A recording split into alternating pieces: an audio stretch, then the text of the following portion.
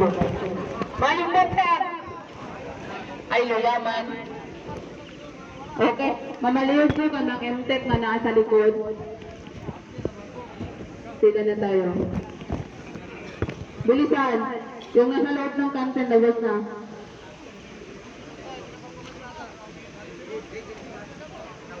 Okay? Ay, gahiya. Nasa likod eh. Di man mo, bante. Masay-say. 1, 2, 3, 4, 5, 6, 7, 8, 9, 10. At sa likod. 1, 2, 3, 4, 5, 6, 7, 8, lamig na gani, luya pa mangilot, 9, 10, at sa likod. Okay? So, ginahan nyo ng kwenta na patanggal ng hard hat. Sa mga naka-hard hat, patanggal ko. So, let's start our day with a prayer. Kung sa ba nga Tuesday. So, dirita sa grupo sa scaffolder. Ayan, si Kuya, Ray. So, good morning po sa lahat.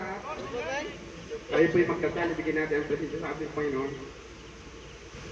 Ama na mapangyarihan sa lahat, gabayan po kami sa bawat sandali upang maging masigla at kapaki-pakinabang at ligtas ang aming buong maghapon. Ilayo ko po ang aming pamilya sa anumang karamdaman at sakuna upang sa aming pag-uwi ay masigla silang sasalubong sa amin at nang sa gayon ay sama-sama namin pagsasaluhan ang biyayang pinagkaloob mo po sa amin. Maraming pong salamat. Amen. Grupo ng scaffolder. Dangate, Ison. Pasok!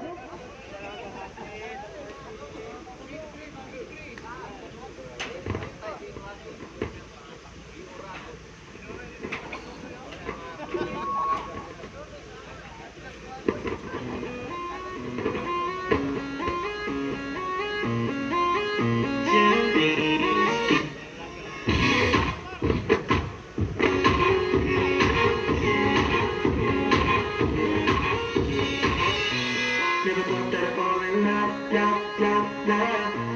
But it grew from a simple crush. Being without you, girl, never saw messed up. When you walked out, said that you had enough. Nothing to prove. This is how this would go. Maybe it's a dream of mine. I look back, I wish I could be right.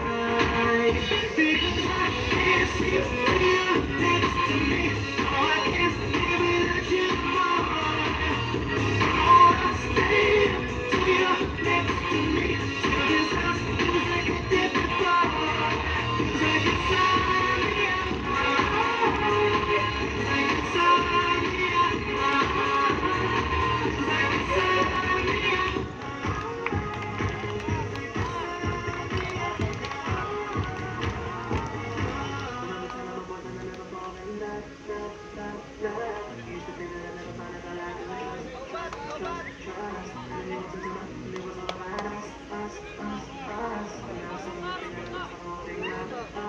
me.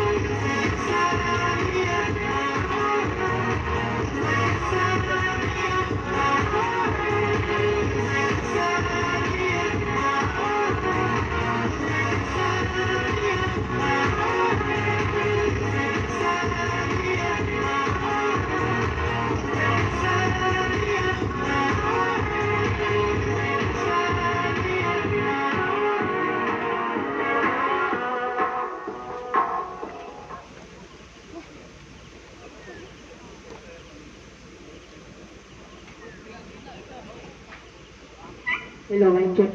Sa exercise pa lamang, yung iba hindi na gumagalaw. Mabigat? Batayaw? Ha?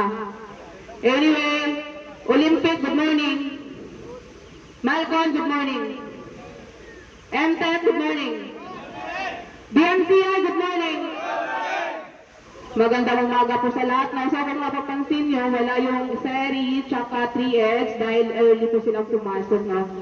So ngayon is Tuesday at may announcement po galing sa grupo nila admin. Si Timekeeper Toto pala. So palakpakan po natin mga kasama.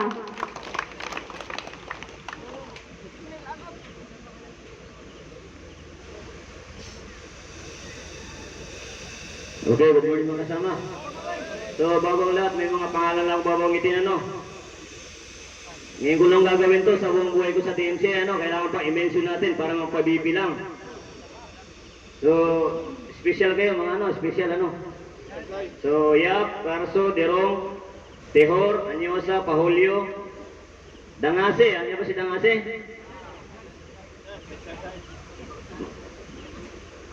Baka amagin na yung kontrata mo, kapatid.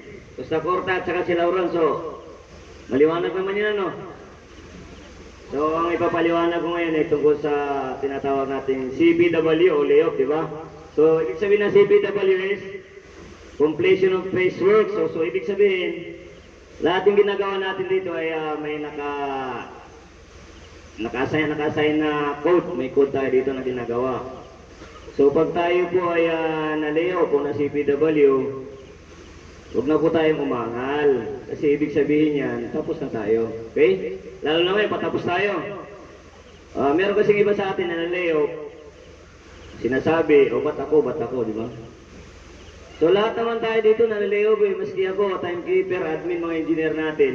Lahat naman tayo dito, nag-endo tayo eh. Ibig sabihin, yung trabaho natin, hindi na ganun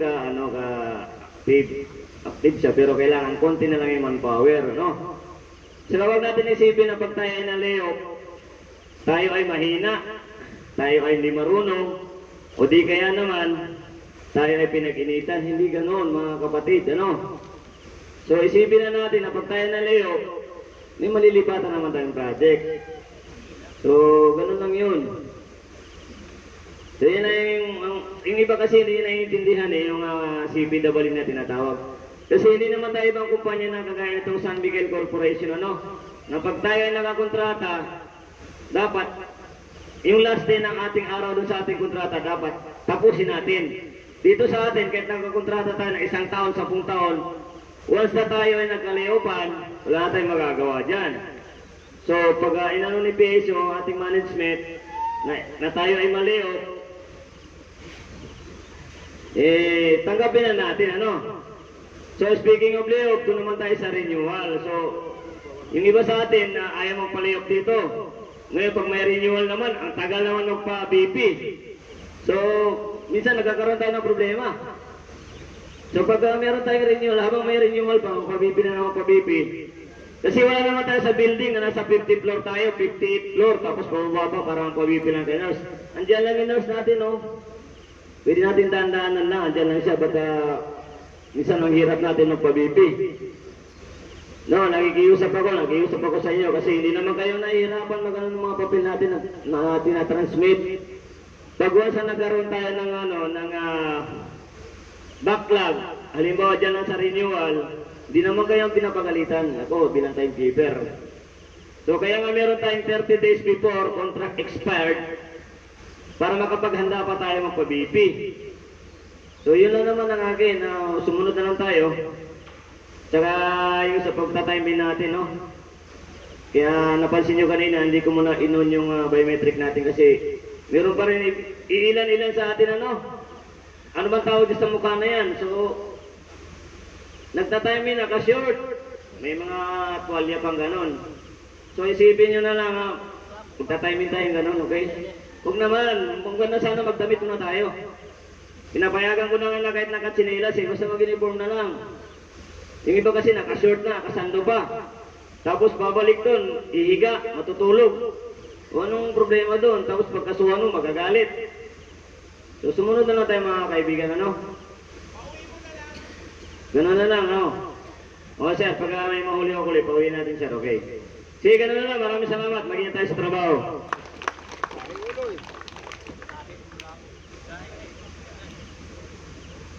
Thank you, Toto. Isang bagsak ko lang para kay thank you, may Toto. Okay, so nice ko lang i-explain ng maayos o dagdagan yung sinabi niya. Sa pagka-timing po natin mga kasama, mahalaga po na nasa proper uniform o kasuotan po tayo. Kasi po, the moment na magta-timing tayo diyan sa biometric, ibig sabihin, magsisimula na po yung oras natin at nasa loob na po tayo ng premises. Okay, sana po naintindihan po yan ng lahat.